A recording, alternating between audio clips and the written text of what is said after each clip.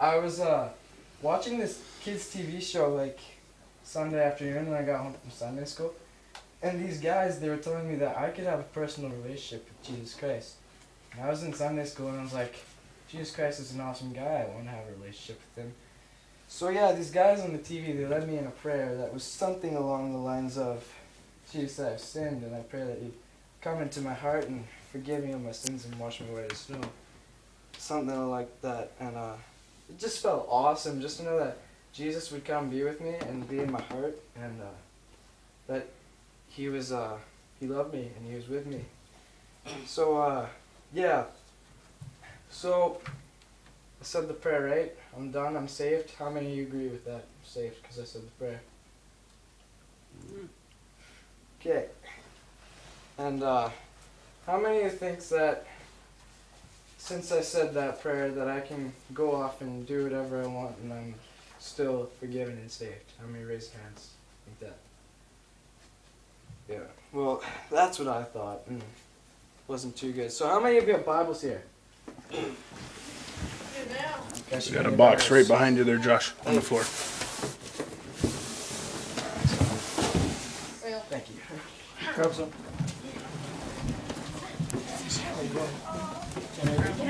Old Testament or New Testament? New Testament.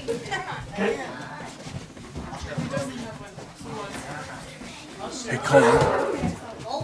I'm going to stand here just so I can film you, okay? Okay, stand where you're standing? Yeah. So guys, can you turn to Matthew 7, 17 to 23? Matthew 7, 17 to 23. Meet you guys there.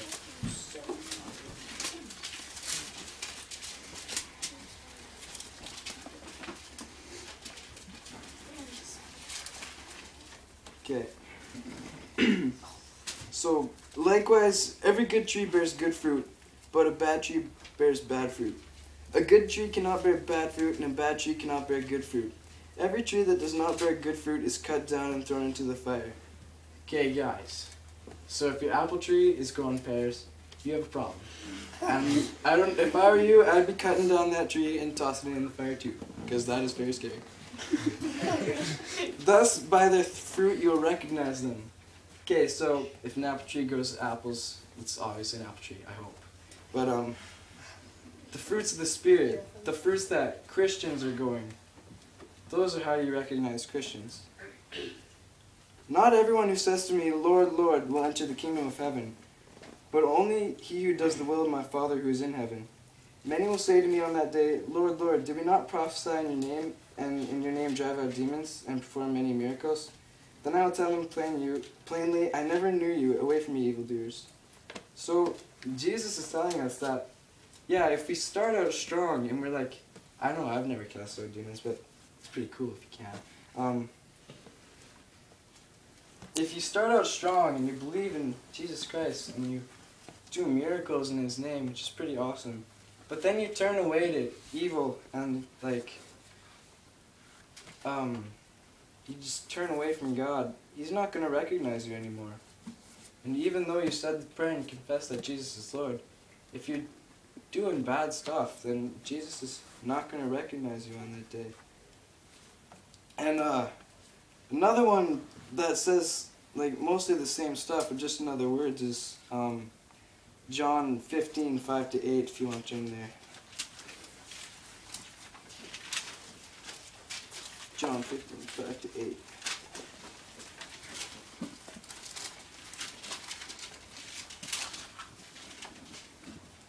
And probably a lot of you know this one. It says, I am the vine, you are the branches. If a man remains in me and I in him, he will bear much fruit. Apart from me you can do nothing. If anyone does not remain in me, he is like a branch that is thrown away and withers. Such branches are picked up, thrown in the fire, and burned. If you remain in me and my words remain in you, ask whatever you wish and it will be given to you. This is to my Father's glory, that you bear much fruit, showing yourselves to be my disciples. So, if we're obedient to God and we're growing the fruits of the Spirit through our lives, because guys, we're the branches, and we're like growing the fruits of the Spirit, we're going to show ourselves as Jesus' disciples, and people will see that in us. But if we turn away and not obey God, and we turn away to ourselves, and we're like just doing our own thing, then we're gonna wither up and gonna get burned, and it's not good. So, yeah, so it turns out that you can even confess that Jesus is Lord, but if you wither, then you're not going to be recognized on that day when you really need to be. And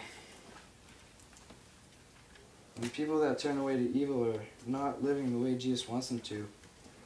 And that was me for 6 years. So I was 4, and for 6 more years, it took me till I was 10 years old. I turned away from God, and I wasn't doing what He asked, and I wasn't living on the fruits of the Spirit. I got in a lot of fights at school, and I got sent to the office. You know, on a good day, I wouldn't get sent to the office. I just get talked to by teachers. But yeah, pretty much every day, I was just sitting there in the office, and people would just look at me sitting there. And it was, I would just laugh because that's how I thought back then.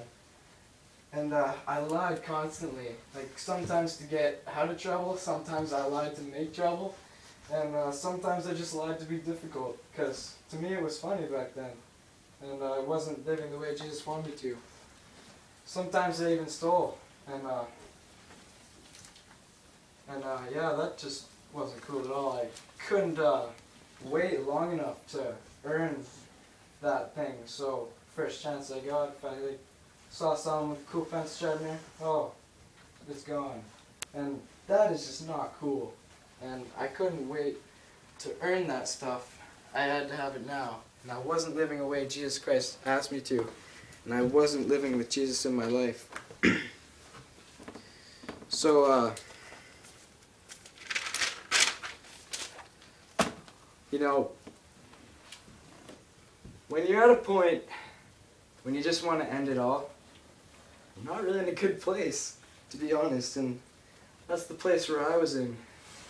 And my life was, or what was left of it, was so broken and jagged, and it was not good. And I realize now that it was because I didn't have Jesus Christ with me. I turned away from him, and I wasn't letting him work in my life. And you know, I didn't really know how I was gonna do it. You know, thoughts went through my mind, like a knife would be pretty fast, but you know, it might hurt a bit. I don't know, rope.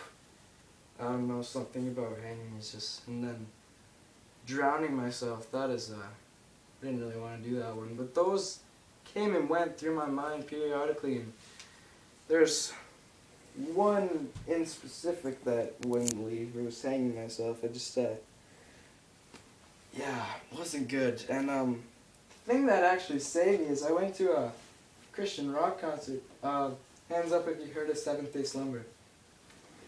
Yeah, I went there, and it was really awesome, like sweet music, right? And there was like an old beater car there, like a couple bucks, you could take a few swings, sledgehammer. It's a pretty awesome day. Yeah, at the end of the concert, the lead singer, Joseph Rojas, he did an altar call, right? So people want to become a Christian, they walk up to the stage and pray for them, lead them in prayer, right? I don't know an altar call. I didn't go up, because I'd said the prayer. I thought I was good. Thought I was done. Didn't need to. Didn't need any help. I made my decisions. And then he started talking. He's like, maybe you have something in your life that you need to deal with. Maybe you have an addiction that you need to get over. Maybe you're in trouble. Maybe you're in trouble with the law or in trouble with your family. Maybe this was the last thing you were going to do for fun before you killed yourself tonight. And I was still apprehensive. And that last sentence hung in my mind. And soon he's like, okay, I'm going to start last call. And I just booked it up there and just kneeled down. We started praying, and I recommitted my life to Jesus. And there was like these guys in these shirts, and they come and pray with you in the crowd, right? So this guy named Sheldon came, and he was like a pretty awesome guy. And yeah, he prayed with me, and he gave me my first Bible, and that was pretty sweet. And like after the concert, we kept like constant emailing each other, and it was pretty sweet. He'd help me like shut down those bad thoughts and hold me accountable for the things I've done. I was just turning it around, and yeah, it was pretty awesome. It was about a year and a half or 2 years after that that stuff started being a change. So about 4 years ago, so from 10 to 14 now. So about 4 years ago, I was in about grade 5, probably 6, and something just clicked in my mind. Things started turning. I began realizing that, dude, I'm a pretty horrible guy. I like lie and steal and fight people at school, and that's just not cool. Actually, it's like not good. And I felt really guilty, and I was beginning to question if I was even good enough to still call myself a Christian, if Jesus would take me back. And so then again, I recommitted my life to Jesus, but this time it was different. This time I gave my whole life to Jesus Christ. I turned it all around 180 degrees, and I turned to Jesus, and then things started changing.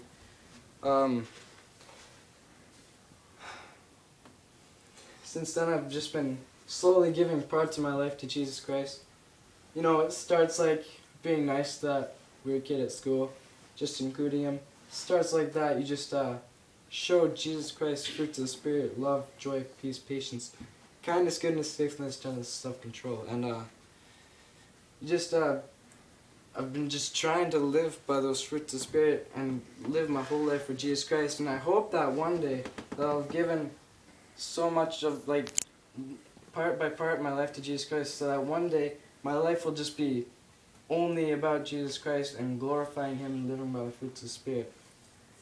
And yeah, so that's pretty much my story, and that's the goal. So